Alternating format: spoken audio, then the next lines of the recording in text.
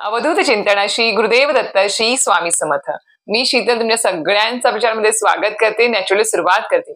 म्हणजे थंबवरून तुम्हाला कळालं असेलच की आजचा विषय सुद्धा अतिशय महत्वपूर्ण आहे. कारण की आपल्या गुरुचरित्र सप्ताहानिमित्तच आज मी म्हणजे आजच नाही तर आता गेल्या काही दिवसापासून प्रत्येक एक टॉपिकवर एक व्हिडिओ करत आहे, जेणेकरून आपल्याला एकाच व्हिडिओमध्ये संपूर्ण माहिती तेवढी कळत नाही. म्हणून त्याचे जे काही आपल्याला सप्ताहामध्ये गोष्टी आपल्याला काही करायच्या आहेत किंवा काही घडू शकतात त्याबद्दल संपूर्ण माहिती तुम्हाला विशिष्ट अशा व्हिडिओद्वारे तुमच्यापर्यंत पोहोचवते आहे. तर नक्कीच आजचा व्हिडिओ सुद्धा तेवढाच महत्वाचा असणार आहे. कारण की मंडळीनो, आता 28 नोव्हेंबर पासून ते 5 डिसेंबर पर्यंत भरपूर सेवेकरी आहेत, दत्तभक्त आहेत, ते या सप्ताह काळामध्ये सहभाग घेणार आहेत. कशासाठी? तर श्री गुरुचरित्र ग्रंथाचं पारायण करण्यासाठी. आता ज्यांना शक्य नाही आहे 28 नोव्हेंबर पासून पारायण करण्यासाठी, ते अगोदरपासूनच पारायणाला त्यांनी सुरुवात केलेली आहे. कोणी आज करते, कोणी उद्याहून सुरुवात करते आहे, असे भरपूर मला कमेंट्स आलेले आहेत. तर खरंच सांगते मी तुम्हाला, जर तुम्हाला 28 नोव्हेंबर पासून सप्ताह काळामध्ये जर पारायण करणं शक्य नसेल तर तुम्ही 28 नोव्हेंबरच्या नंतर तुम्ही सुद्धा पारायण करू शकता, अगोदर सुद्धा चालू करू शकता. फक्त 28 नोव्हेंबर ते 5 डिसेंबर पर्यंत तुम्हाला जर केंद्रामध्ये मठामध्ये सामूहिक पद्धतीने पारायण करायची इच्छा असेल तर तुम्हाला त्या 28 तारखेपासूनच सुरुवात करावी लागेल सगळ्यांसोबतच. फक्त तुम्हाला जर स्वगृही जर पारायण एकट्याने करायचं असेल तर मग तुम्ही इतर कुठल्याही दिवशी शुभ दिवशी तुम्ही पारायणाला सुरुवात करू शकता. दत्त जयंतीच्या 15 दिवस अगोदर, 15 दिवस नंतर, कधीही जेव्हा तुमच्या मनात येईल, तुम्हाला काही मासिक धर्म काही प्रॉब्लेम्स नसतील तर नक्कीच तुम्ही मनामध्ये विचार आला तर नक्कीच पारायणाला सुरुवात करा आणि नक्कीच पारायण करा. फक्त सामूहिक पद्धतीने तुम्हाला जर करायची इच्छा असेल तर ते तुम्हाला 28 तारखेपासूनच तुम्हाला केंद्रामध्ये सगळ्यांसोबत करावं लागेल. इतर वेळेस तुम्ही कधीही पारायणाला सुरुवात करून समाप्ती करू शकता, चालेल, काही हरकत नाही. आता मंडळींनो, आता खूप जणांनी पारायण सुरू केलेलं आहे किंवा खूप जण पारायण सुरू करणार आहेत किंवा सप्ताह काळामध्ये पारायणाला बसणार आहेत. तर आता काही असे नवनवीन म्हणजे भक्त आहेत, दत्त भक्त आहेत, स्वामी भक्त आहेत, जे पहिल्यांदा पारायण करणार आहेत.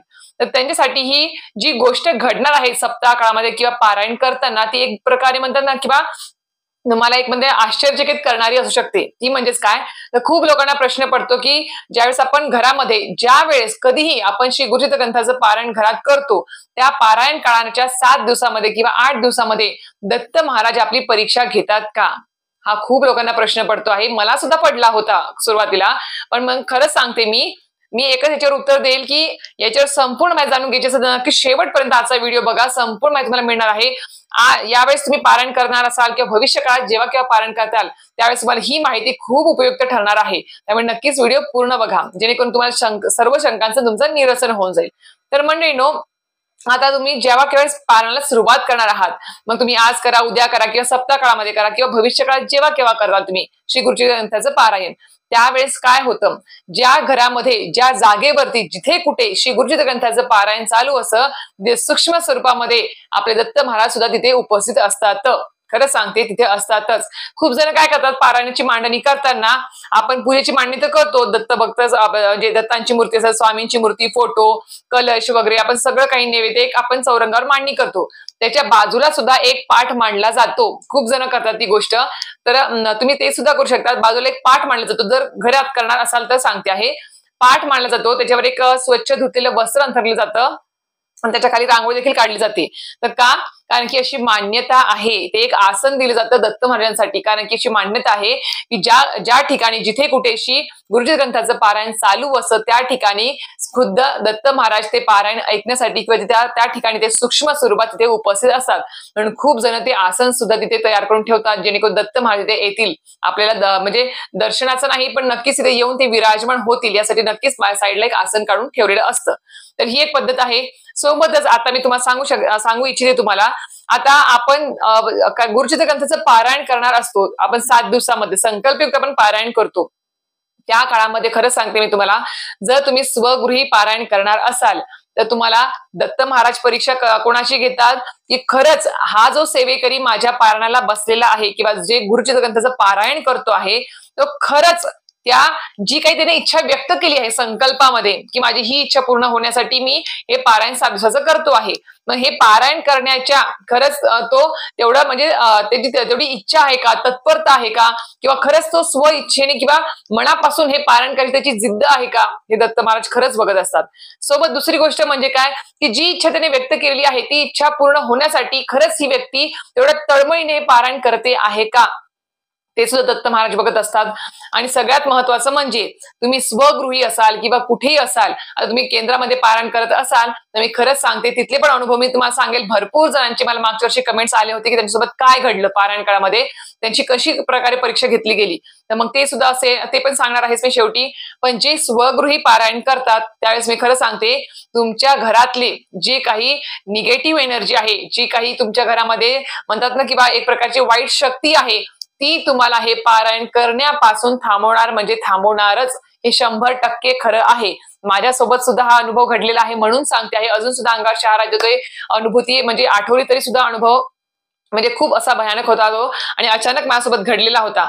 पण त्याच्यानंतर मला तसे अनुभव आले नाहीत. कारण की ज्या वेळेस आपण पहिल्यांदा पारायण करतो त्यावेळेस पूर्ण शुद्धीकरण आपल्या शरीराचं, मनाचं, चित्ताचं, सोबत आपण ज्या वास्तूमध्ये, आता स्वतःची वास्तू असेल तर ते वास्तू सुद्धा शुद्ध होण्याचं काम म्हणजे वास्तुदोष घालवण्याचं काम सुद्धा हे श्री गुरुचरित्र ग्रंथाचं पारायण करत असतं. आता मला ज्यावेळेस अनुभूती आली त्यावेळेस मी तुम्हाला सांगते आहे, मी नवीन घरामध्ये ज्यावेळेस फ्लॅट आम्हाला मिळालं त्याच्यानंतर मी पहिलं पारायण ज्यावेळेस मी घरामध्ये केलं त्यावेळेस मला जी अनुभूती आली आहे ना, खरं सांगते अजून सुद्धा अंगावर शहार येतोय बघा. मी खरं सांगते हिवाळा नव्हता, काही सुद्धा नव्हता, पारायणाला मी सुरुवात केली आणि तुम्हाला सुद्धा ही अनुभूती येणार आहे बरं का. मी खरं सांगते प्रत्येकाला येणार आहे. जे कोणी पारायण करत आहे ना त्या प्रत्येकाला ही अनुभूती येणार आहेच. जो पहिल्यांदा करतोय, दुसऱ्यांदा करतोय, तिसऱ्यांदा करतोय, नक्कीच तुम्हाला अनुभूती येणार म्हणजे येणार की तुमची परीक्षा घेतली गेलेली आहे. वाईट शक्ती तुम्हाला या पारायण करण्यापासून तुम्हाला थांबवते आहे.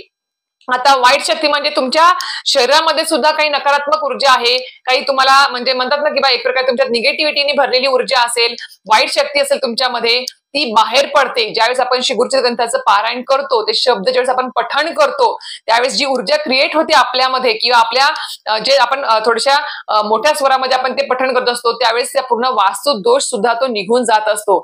आणि ज्या वेळेस हा आपण पठण करतो त्यावेळेस ती पूर्ण जी ऊर्जा आहे, पॉझिटिव्ह एनर्जी आहे त्या वाचनातली, पारायणातली, ती सगळी काही जी आहे ती त्या वाईट शक्तीवर मारा करत असते की बाबा निघून जाण्यासाठी. आणि ती शक्ती जी आहे ती अजून प्रखर होते, अजून प्रखर होते, ती अजून ताकदवान होते ना आपल्याला त्या पारायण वाचण्यापासून ती थांबवते. कारण की तिला त्रास होत असतो त्या, मग आपल्या शरीरातली वाईट शक्ती असू दे किंवा घरातला वास्तुदोष असू दे किंवा वाईट शक्ती असू दे, ती एवढी आपल्याला त्रास देते. या म्हणजे सुरुवातीला 3 ते 4 दिवसामध्ये तुम्हाला अनुभूती येणार म्हणजे येणार. आणि तुम्ही मला नक्कीच कमेंट करणार. मी तुम्हाला खरंच सांगते सप्ताह काळामध्ये असेल किंवा जेव्हा केव्हा तुम्ही हे पारायण करताल त्यावेळेस नक्कीच तुम्हाला ही अनुभूती येणार म्हणजे येणार. सुरुवातीचे 3 ते 4 दिवस खरं सांगते खूप परीक्षेचे असतात.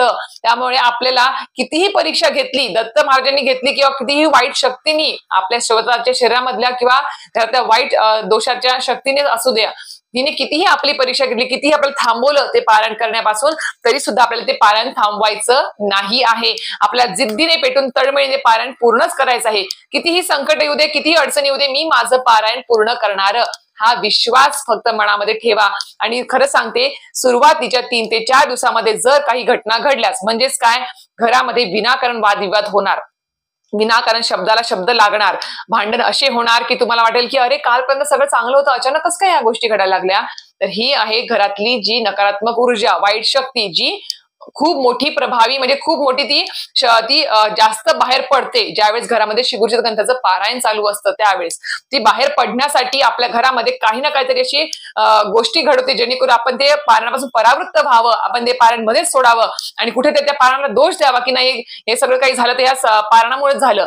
हे आपल्यातले जे वाईट गुण म्हणजे दोष आहे, शक्ती आहे किंवा घरातली वाईट शक्ती, तीच आपल्याला ह्या सर्व गोष्टी करण्यासाठी भाग पाडत असते.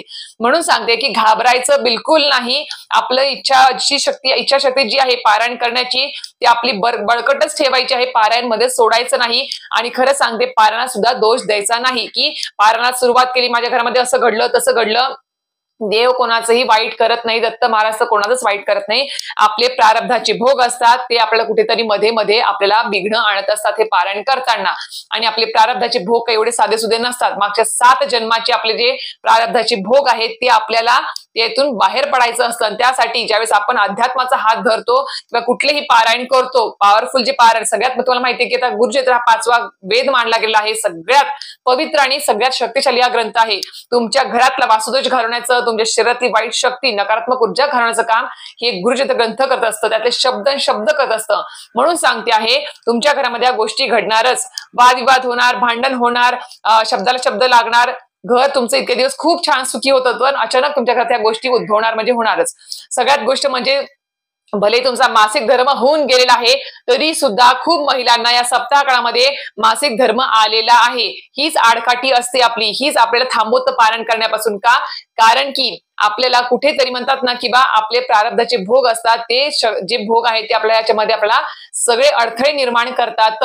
खूप जणांचे अनुभव आहे. मला मागच्या वर्षी खूप ताईंचे कमेंट्स आले, की ताई मी पारणाला बसले, माझे मासिक धर्म होऊन गेला होता, तरी सुद्धा मला सप्ताहामध्ये परत मला मासिक धर्म आला, मासिक पाळी आली. मला कसं घडलं माहिती नाही, पण का घडलं माहिती नाही. एका ताईचा अनुभव असा होता, की ताई मी घरामध्ये गुरुचरित्र ग्रंथाचा पारायणाला बसले होते.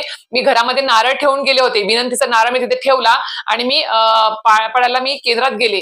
घरी येऊन बघते तर काय त्या नारळात तडा गेलेला होता.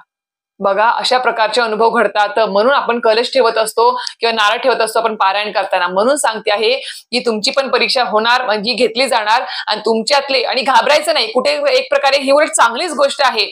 जर काही त्रास झाला तर समजायचं की आपल्या घरातली किंवा आपल्या शरीरातली कुठेतरी वाईट शक्ती निघून जाते आहे, वाईट दोष निघून जात आहेत, नकारात्मक ऊर्जेचा नाश होतो आहे. आणि कुठेतरी आता याच्या पुढे आपले दत्त महाराज आपल्या आयुष्यामध्ये सगळ्या पॉझिटिव्ह सकारात्मक गोष्टी आपल्या आयुष्यामध्ये घडवणार आहेत. हे याच्या मागचं कारण आहे. म्हणून सांगते आहे, सुरुवातीचे 3-4 दिवस खूप चांगले सांभाळायचे असतात आपल्याला. अचानकपणे तुम्हाला जी टाइम तुम्ही ठरवला आहे त्या टायमिंगला तुम्हाला जाणं शक्य होणार नाही. केंद्रामध्ये असेल किंवा तुम्हाला जागच येणार नाही पारायण करताना. अशा सुद्धा गोष्टी घडू शकतात. खूप काही गोष्टी घडू शकतात. म्हणून सांगते आहे, आपला धीर सोडायचा नाही. आपण अक्षरशः विश्वासाने अतिशय पवित्र मनाने आपलं पारायण पूर्ण करायचं आहे. आता अजून एक सांगते मी तुम्हाला. माझा अनुभव जो आहे तो म्हणजेच काय, आता मी तुम्हाला सुरुवातीला सांगितलं, ज्यावेळेस नवीन फ्लॅट हे घेतली होती, वास्तू घेतली होती, त्यावेळेस पहिल्यांदा मी घरामध्ये म्हणजे वास्तुशांती आम्ही केली होती, तरी सुद्धा गुरुचरित्र ग्रंथाचं पारायण मला करायचं होतं. म्हणून मी पहिल्यांदा पारायण करायला घेतलं. असाच उन्हाळा होता, थंडी नाही, पावसाळा नाही, काहीच नाही, उन्हाळा होता. पहिला दिवस वाचून झाला. दुसऱ्या का तिसऱ्या दिवशी अचानकपणे संध्याकाळी मी बाहेरून आले. मी आल्यानंतर अचानकपणे मला थंडी भरून आली, खूप थंडी भरून आली. ना कुठे व्हायरल होतं, घरामध्ये पण कोणाला व्हायरल नव्हतं, काहीच नव्हतं. पण अचानकपणे मला उन्हाळा असताना सुद्धा एवढी थंडी भरून आली, खूप जास्त थंडी भरून आली. आणि काय व्हायचं, त्या थंडीमध्ये अक्षरशः मला एवढी थंडी वाजायला लागली की स्वेटर घालून 2 ब्लँकेट घेऊन सुद्धा ती थंडी थांबत नव्हती. पारायण तर चालू होतं आणि मी कधीही घरामध्ये पारायण करताना सकाळी 3:30 वाजता उठून पारायणाला बसत असते. 5:30 पर्यंत माझं पारायण पूर्ण होतं. तर ही माझी दरवेळेस ठरलेली वेळ आहे. तर त्या काळामध्ये मी उठून वाचत असते. आता आजारी तर पडले होते, पण पारायण पण सोडायचं नव्हतं मला. मग दुसऱ्या दिवशी ज्यावेळेस मी उठून शुचिर्भूत झाले आणि पारायणाला बसले, त्यावेळेस काय व्हायला लागलं, वाचायला बसले. पहिलीच वेळ होती बरं का नवीन वास्तू मधली माझी. वाचायला बसली की एवढी थंडी भरून येत होती, की अक्षरशः म्हणजे मी गुडघे आणि हात असे गोळा करून ते पारायण कसं मी पूर्ण केलं असेल त्या दिवसाचं मला माझं माहितीये. म्हणजे तो दिवस, त्याच्यानंतर 2 दिवस मला एवढा त्रास झाला, खूप जास्त त्रास झाला. पण मी माझं पारायण सोडलं नाही. अजून काय घडलं, थंडी तर खूप भरून आली, पाय हात गोळा करून अक्षरशः वाचन पूर्ण केलंच. दुसरी गोष्ट काय घडली की वाचायला गेलं की डोळे आपोआप झाकायचे, मध्येच झोप लागायची, अक्षरशः खडबडून जागायची, परत वाचायला सुरुवात करायची. ही गोष्ट घडत होती. म्हणजे मला कुठेतरी आमच्या घरामध्ये कुठेतरी, म्हणजे माझ्यामध्ये असेल किंवा माझ्या घरामध्ये असेल, कुठेतरी वाईट शक्ती असेल, वाईट दोष असेल, ते मला कुठेतरी थांबवत होते पारायण करण्यापासून, की तू वाचू नकोस बाबा, हे पारायण पूर्ण करू नकोस. कारण की ह्या पारायणाने त्या वाईट शक्तींना, त्या वाईट गोष्टींना त्रास होत असतो आणि त्याच्यामुळेच ते आपल्याला ह्या गोष्टी घडवतात आपल्या घरामध्ये, की जेणेकरून आपलं चित्त भरकटावं, आपलं लक्ष दुसरीकडे जावं यासाठी. म्हणून तुम्हाला सांगते आहे की असे भरपूर अनुभव येतात. आणि त्याच्यानंतर मला 1-2 वर्ष परत म्हणजे त्याचीच अनुभूती आली पारायण काळामध्ये. पण आता ज्यावेळेस मी पारायण करते, आता त्याच्यानंतर आता मला तर वाटतं की आता मला काही सुद्धा जाणवत नाही. उलट वेळेवर जाग येते, छानसं 7 दिवस पारायण सुद्धा व्यवस्थित होतं. सगळं प्रहर सेवा, पारायण, सगळं काही गोष्टी घडतात. मग हे हळूहळू घडतं बरं का. असं नाही की पहिल्या वेळेस मी पारायण करताल आणि तुम्हाला सगळं काही व्यवस्थित, असं नाही. आधी तुमचं जे काही पारायण तुम्ही करताय, ते पारायण तुमच्यामधले, तुमच्या घरातले, तुमचे जे काही प्रारब्धाचे जे काही भोग आहेत, ते तुमचे सगळे आधी ते नष्ट करतात. आणि हळूहळू ज्यावेळेस तुम्ही असेच कितीतरी पारायण करताल, स्वामीची नित्यसेवा, तुमचा जप असेल, नित्यसेवा ती वाढत जेव्हा जाईल, त्यावेळेस तुम्हाला ह्या अनुभूती येत जाणार आहेत. कशाच्या, की तुमच्या आयुष्यामध्ये सगळं काही सुरळीत चालू असतात. मग तुम्ही कुठलेही पारायण करा, तुम्हाला कुठलीही परीक्षा द्यावी लागणार नाही. कारण की ते सगळे दोष आहेत घरातले, वाईट शक्ती असेल किंवा तुमच्यातली शक्ती असेल, ती सगळीचा त्याचा नाश झालेला असतो. म्हणून सांगते आहे की जे कोणी आता पारायणाला बसले आहेत या बसणार आहे, त्यांनी नक्कीच याची काळजी घ्यावी. आणि खरं सांगते, दत्त महाराज एवढी पण कडक परीक्षा घेत नाही बरं का, की तुम्हाला जास्त म्हणजे खूप जास्त त्रास व्हावा. दत्त महाराज तुमची परीक्षा फक्त एवढीच घेतात की हा जो भक्त माझ्या पारायणाला बसलेला आहे तो खरंच त्या काबिल आहे का पारायण करण्याच्या, म्हणून ते फक्त तुम्हाला थोडंफार हे करणार किंवा खरंच म्हणजे थोडीफार परीक्षा घेणारच. पण सगळ्यात जास्त परीक्षा जी तुमची आहे ती तुमच्या मधली, स्वतः मधली वाईट शक्ती आणि तुमच्या घरातली वाईट शक्ती ही तुम्हाला जास्त त्रास देणार. फक्त सुरुवात 3-4 दिवस सांभाळायचं आहे. त्यानंतर हळूहळू ती शक्ती आपली जी काही ती त्रास द्यायचं कमी करते आणि हळूहळू आपलं पारायण सुरळीतपणे 7 दिवस पार पडलं जातं. तर अशा प्रकारे नक्कीच काळजी घ्या आणि अनुभवा. खरं सांगते, ही जी अनुभूती घ्यायची असते ना, खरंच नक्की प्रत्येकाने घ्यावी आयुष्यामध्ये. कारण की गुरुचरित्र ग्रंथ काय करू शकतो ना आपल्या आयुष्यामध्ये ते तुम्हाला या अनुभवावरूनच कळेल. म्हणून सांगते आहे, फक्त आपलं पारायण व्यवस्थित पार पडा, कुठलीही चुका होऊ देऊ नका आणि मनापासून करा आणि सगळं काही दत्त महाराज स्वामी महाराज सोडून द्या. पहिला पारायण करताना जर तुमची इच्छा पूर्ण नाही झाली तर समजून जा की अजून आपल्यासाठी थोडं काही स्वामी महाराज दत्त महाराज काहीतरी वेगळं ठरवत आहेत, अजून चांगलं काहीतरी ठरवत आहेत, म्हणून थोडा वेळ लागणार आहे असं समजायचं आहे आणि आपलं पारायण पूर्ण करायचं आहे. त्याच्यामुळे हतबल व्हायचं नाही, कुठेही आपली इच्छाशक्ती सोडायची नाही, उलट अजून जास्तीत जास्त सेवा करायची, जेणेकरून तुम्हाला अनुभूती नक्कीच येईल. तर अशा प्रकारे तुम्हाला आजचा व्हिडिओ माहिती आवडली नक्कीच लाईक शेअर सबस्क्राईब करायला विसरू नका. श्री स्वामी समर्थ.